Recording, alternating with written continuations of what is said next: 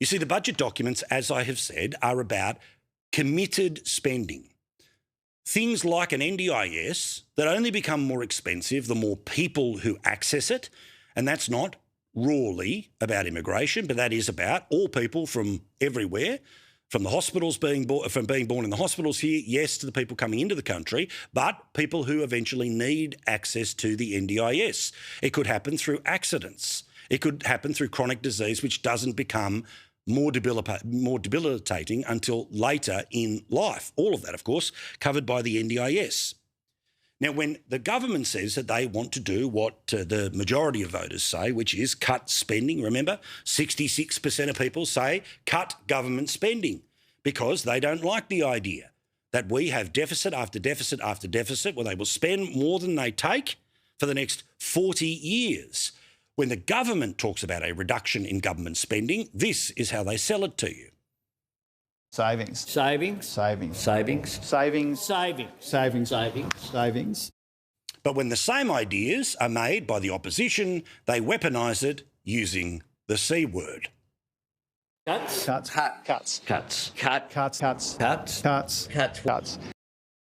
So the recognition is with a structural deficit, with a guarantee of budget deficits for the next 10 years and high likelihood of the 10 years after, the 10 years after and the 10 years after that, the $1 trillion in debt now, which of course grows with this year's deficit, next year's deficit and until we go way past $1 trillion. That happens this financial year. And no doubt when we have this conversation in some way, shape or form, 10, 20 or even 30 years later, still a young fella, it would be closer to $2 trillion. So today, Angus Taylor, I thought, made a very interesting suggestion, which was, why don't we do this together? Now, you can call it savings, and I know that politically you'll bash me over cuts, but we've got to do something here. Why not have the best brains in your team and the best brains in my team have a look at that federal budget? Together, we would have the votes to be able to do something in the Senate, and maybe, just maybe, we would be able to change the direction of our economic future. Here was Angus Taylor making a common sense pitch today on the likelihood of the government remaining so for at least the next few years. But if they had the support of the opposition, they could maybe make some of the things that would be politically unpopular, but they'd have the cover of the majority of the parliament. Setting up a prosperous economy requires us to put Australians first, not politics, not egos. And it's in that spirit that I wrote to the Prime Minister, Anthony Albanese, yesterday, proposing the establishment of a bipartisan task force on spending restraint. A task force comprising equal numbers of government and opposition members. A task force with the objective of identifying and agreeing to practical measures to reduce inflationary spending and commence budget repair. Now, at a barbecue, this is what everybody wants.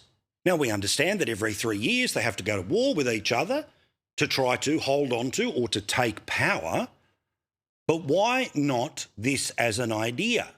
I would extend it to the minor parties in representation in the parliament and those like One Nation that have significant public support right now. I'd even let a teal or two in. Because if the majority of the parliament is able to get to a compromise position, it's not about the uni party taking care, but it means that what's tough for you is tough for me, is tough for them, ends up being better for everyone else.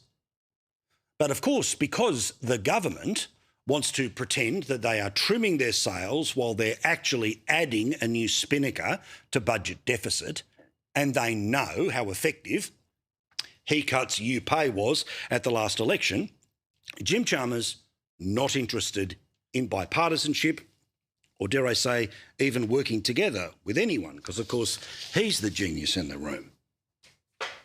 After the way he failed as Shadow Treasurer, he should be let absolutely nowhere near a budget.